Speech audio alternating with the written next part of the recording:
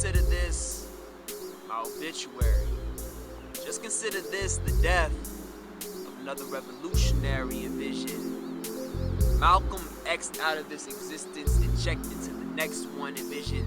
King's dream deferred at that balcony. Now imagine me, even younger, and just as idealistic, foul-tongued as any other nigga, but with the intellect and charisma needed to bring down this whole system. I'm not a leader, just a follower of the Most High with enough valor to speak his mind. I guess you could consider this a suicide note, because I knew what I was signing up for a long time ago. I made a covenant with the ancestors to never let their sacrifice go in vain. However, sometimes, believe me, bearing the weight of their blood can take a toll on my own soul. Do not misconstrue the so-called demagogue for a demigod. I am just as human as you.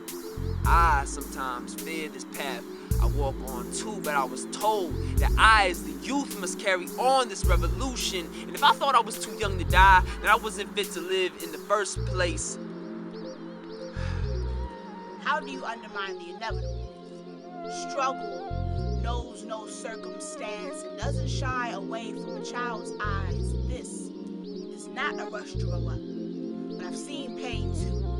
I have my own movements to speak of, my own civil rights. I wear what I've seen in this life just as you do. The lines on your hands, the way you walk after a long day. Struggle doesn't just stop because the decades change. So no, I may not know what it is to walk with Martin, but I have marched with kings. I've had dreams, and of one of them, by any means necessary, I walk with Garvey in my step and Rosa in mind. In the last 10 years, I remember watching the second plane hit and thinking action movies don't happen in real life. See, now that the Rugrats are all grown up, you call it bullying.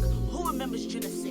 And how long before you forget Trayvon Martin or the look you gave your spouse when you heard about Sean Bell when vote or die was fashionable?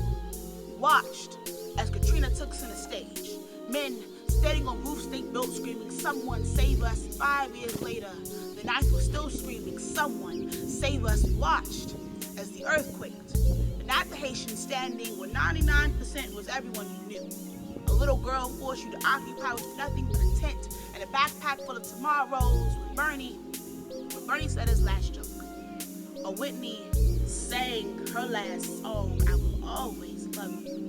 And I can tell my children that I was at the first African-American presidential inauguration. See how cold but bittersweet the air was, watching my grandmother's hand shake hallelujah like holding free land. See, she whispers, the work has only begun. As did some money when she was my age. So I wonder, Grandma, what God you love. Now that I'm old enough to pick meditation over church, I've seen more bodies on the backs of t-shirts than in my own school hallways. I've said no when I meant yes, and yes when I meant no. But to the lady sitting on the back of the bus, that would compare my young glazed over eyes to everything she's seen. I'm sorry if I don't know what it is to walk with Martin, but I have marched with King.